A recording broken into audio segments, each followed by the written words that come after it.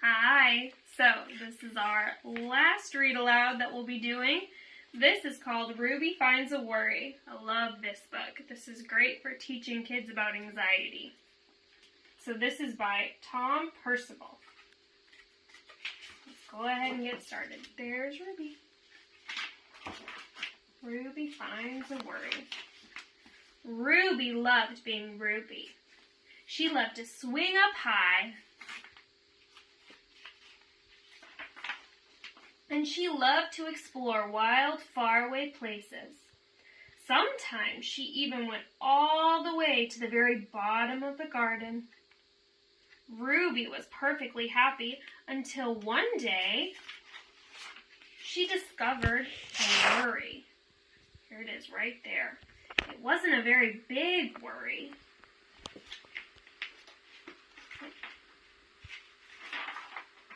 In fact, it was so small that at first Ruby hardly noticed it. But then the worry started to grow. Each day it got a little bigger. It just wouldn't leave her alone. It was there at breakfast, staring at her over the cereal box. And it was still there at night when she brushed her teeth. It keeps getting bigger and bigger. The funny thing was that no one else could see Ruby's worry, not even her teacher. So Ruby pretended that she couldn't see it either. She tried to carry on as if everything was normal, but it wasn't. The worry was always there, stopping her from doing the things that she loved. Ruby wondered if the worry would ever go away. What if it didn't? What if it stayed with her forever? Ruby didn't realize it, but she was doing the worst thing you can ever do with a worry. She was worrying about it. Now the worry was enormous. It could barely fit into the kitchen at dinner time. It filled up half the school bus. And it took up a whole row at the movie theater. The worry became the only thing that Ruby could think about, and it seemed that she would never feel happy again. Then, one day, something unexpected happened.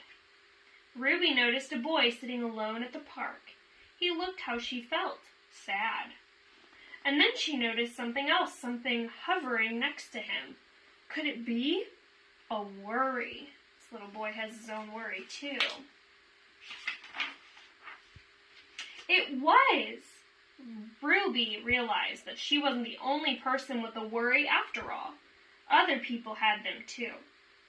She asked the boy what was on his mind, and as he told her, the strangest thing started to happen. His worry began to shrink. Then Ruby did the best thing you can ever do if you have a worry. She talked about it. As the words tumbled out, Ruby's worry began to shrink until it was barely there at all. Look, it's shrinking, shrinking, shrinking, getting smaller and smaller. Soon, both of their worries were gone. Finally, Ruby felt like herself again. And look, everything's very colorful now. Of course, that wasn't the last time she ever had a worry. Everybody gets them from time to time. But now that she knew how to get rid of them, they never hung around for too long.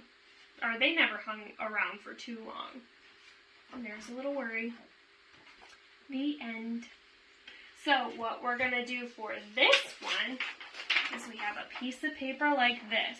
And it says, my worry and ways I can shrink them. So what the boys and girls are going to do is they're going to draw their very own worry right here in the middle. And then all around the worry, they're going to draw the ways that they can shrink them. So they can draw talking about it to somebody.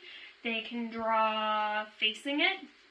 Or whatever else they think they can do to get rid of the worry. So that is Ruby Finds a Worry and the activity to go along with it. All right, I think that's it. Bye.